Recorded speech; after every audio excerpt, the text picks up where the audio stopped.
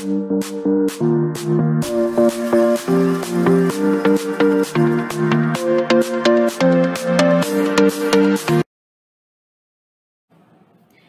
everyone, it's me, Teacher Marsha. In this video, I'm going to teach you how to round off decimals. Let's start with rounding off to the nearest whole number. So when we say whole number, we are referring to the ones or to the number before the decimal point. In this example, 12.43 or 12 and 43 hundredths, whole number is 2. So let's underline 2. So if we are going to round off this number, we have to look at the next number to the right, which is 4. So remember our rule for rounding decimals. If it is 1 to 4, the number should retain or stay. If it is 5 to 9, we have to round up. We have a mathematics saying that goes like this: 5 to 9, take a score. 4 or less, let it rest. So you have to keep that in mind. So if we are going to round off 12.43 or 12 and 43 hundredths to the nearest whole number, we will get 12. Because according to our rule, if it is 1 to 4, we have to retain or stay. So the next number to 2 is 4. That's why we have retained 12. Let's have another example. 1 and 69 hundredths or 1.69. So our whole number here is 1 and next number to 1 is 6. So again, according to our rule, if it is 5 to 9, we have to round up or raise the number up. So what will happen to 1? It will become 2. Let's have another one. 40.1 or 40 and 1/10.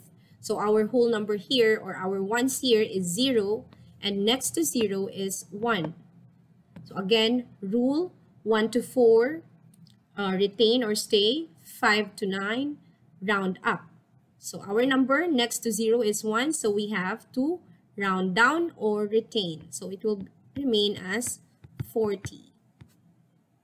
Now let's try rounding decimal numbers to the nearest tenth.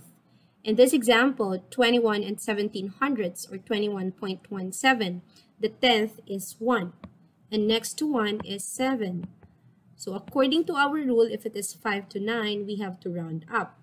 So 21.17 will become 21.2. Next, 6.32 or 6 and 32 hundredths. So our tenth here is 3. Next number is 2, so we have to retain the number or stay. So it will become 6.3 or 6 and 3/10. Next, we have 58 and 27 hundredths or 58.27. So our tenth here is 2 and next to 2 is again 7. So if it is 7, we have to round up. So 58.27 will become 58.3.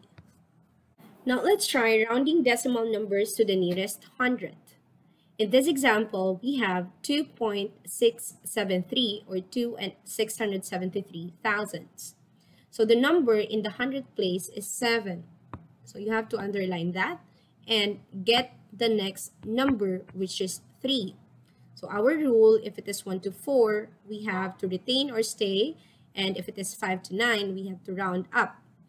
So here we have 3, so we have to retain 7. So it will become 2 and 67. Nothing will happen to 7 because next number is 3. Let's have another one.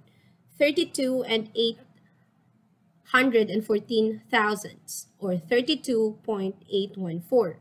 So let's underline again the number in the hundredth place, which is 1. Next number to 1 is 4. So we have to retain. We have to retain 1. So we will get 32.81 or 32 and 81 hundredths. Let's round off 0.915 or 915 thousandths to the nearest hundred. So let's underline first the number in the 100th place, which is 1. So next number to 1 is 5. So again, let's go back to our rule. We have to round up. So what will happen to this? It will become 0.92 or 92 hundredths.